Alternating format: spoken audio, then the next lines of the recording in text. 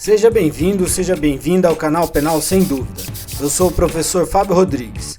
Neste vídeo falaremos sobre a tentativa do inciso 2 do artigo 14 do Código Penal. Também falaremos da desistência voluntária e do arrependimento eficaz do artigo 15 do Código Penal. Ainda falaremos do arrependimento posterior do artigo 16 do Código Penal e do crime impossível do artigo 17 do Código Penal. Não perde tempo, já se inscreve, curte e aciona o sininho, que é para ajudar o canal a produzir mais conteúdo para você. Já vamos começar. O inciso 2 do artigo 14 diz que a tentativa acontece quando, iniciada a execução, o crime não se consuma por circunstâncias alheias à vontade do agente. A pena da tentativa consta no parágrafo único do artigo 14, e ela diz o seguinte: salvo disposição em contrário, pune-se a tentativa com a pena correspondente ao crime consumado, diminuída de 1 a 2/3. Na redação do artigo podemos ter uma boa ideia do que se trata a tentativa. O crime tentado acontece por forças alheias à vontade do criminoso. Por exemplo, C segura as mãos de A,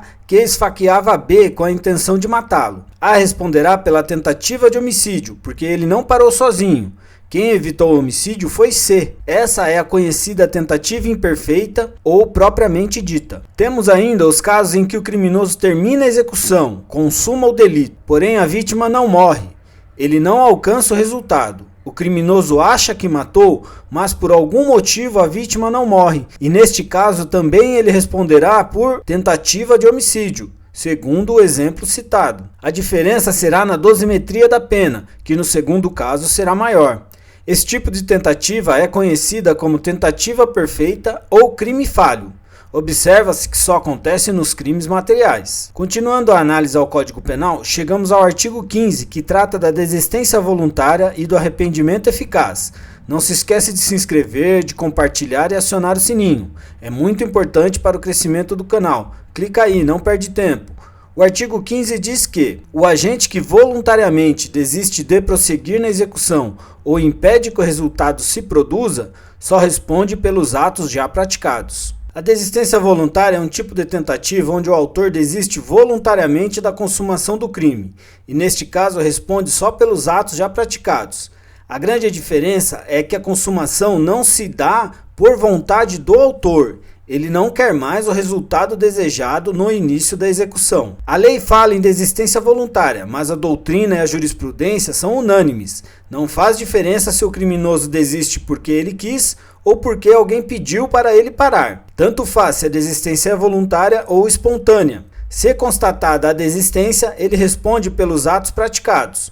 Por exemplo, em uma lesão corporal com o uso de um pedaço de madeira que poderia levar à morte, se o criminoso desiste e a vítima tem lesões leves, o criminoso responde pelas lesões leves. O arrependimento eficaz seria um ato contínuo à desistência voluntária, onde o autor, de forma eficiente, impede que o resultado pretendido anteriormente se concretize. Por exemplo, o autor da tentativa de homicídio conduz a vítima ao PS e o atendimento impede que a vítima vá a óbito. Nas duas hipóteses, o autor não responde pela tentativa, e sim pelos atos já praticados.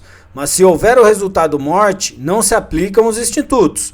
O autor tem atenuado a pena por ter prestado socorro. Passo agora ao artigo 16 do Código Penal, que trata do arrependimento posterior.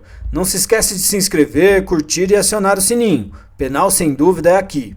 Saindo um pouco da seara da tentativa, o arrependimento posterior é uma causa de diminuição de pena e é obrigatória, que incide nos crimes cometidos sem violência ou grave ameaça. É a oportunidade do criminoso reparar o dano e assim diminuir a pena do crime. Mas a reparação do dano ou a restituição da coisa, ela deve ser espontânea ou voluntária e feita antes do recebimento da denúncia ou queixa, nos termos do artigo 16. A violência e a grave ameaça é contra a pessoa e é a violência física. A causa de diminuição de pena aplica-se também aos crimes culposos.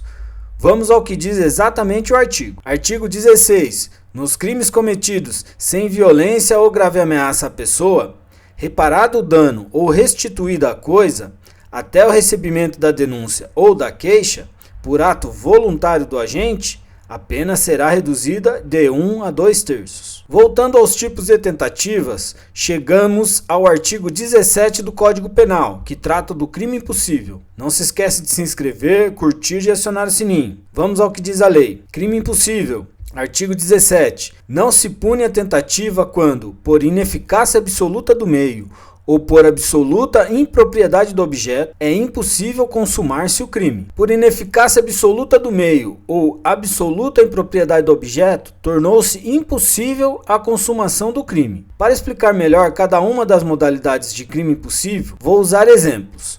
Começamos pela ineficácia absoluta do meio. O uso de arma de fogo desmuniciada para matar alguém a tiros é um caso de ineficácia absoluta do meio. No caso da absoluta impropriedade do objeto, podemos citar a prática de meios abortivos em mulher que não está grávida. E também já se defendeu ainda que o furto em local guarnecido por câmeras de segurança e vigilantes seria caso de crime impossível, por ineficácia absoluta do meio também. Porém, essa tese foi derrubada pelo STJ com a súmula 567, que diz: sistema de vigilância realizado por monitoramento eletrônico ou por existência de segurança no interior do estabelecimento comercial, por si só, não torna impossível a configuração do crime de furto. Temos ainda a figura doutrinária e jurisprudencial da obra do agente provocador, que é uma espécie de crime impossível onde o flagrante foi armado, ou provocado, ou preparado. Diz a súmula 145 do STF. Não há crime quando a preparação do flagrante pela polícia torna impossível a consumação. Exemplo clássico dessa espécie é o policial que vai comprar ou manda que alguém compre drogas para poder prender o traficante. Contudo, com o advento do pacote anticrime de 2019, a possibilidade do flagrante controlado existe se houver investigação com elementos probatórios razoáveis de conduta criminal pré-existente. É o que diz os artigos 17, parágrafo 2º, e 18, parágrafo único do Estatuto do Desarmamento, Lei 10.826 de 2003, e o artigo 33, parágrafo 1º, da Lei de Drogas, Lei 11.343 de 2006. Essas alterações feitas pelo pacote anticrime de 2019. Muito obrigado por assistir o vídeo até o final. Não esquece de se inscrever, curtir, acionar o sininho e compartilhar. Você vai ajudar o canal e a outras pessoas a estudarem. Forte abraço, fé e determinação sempre.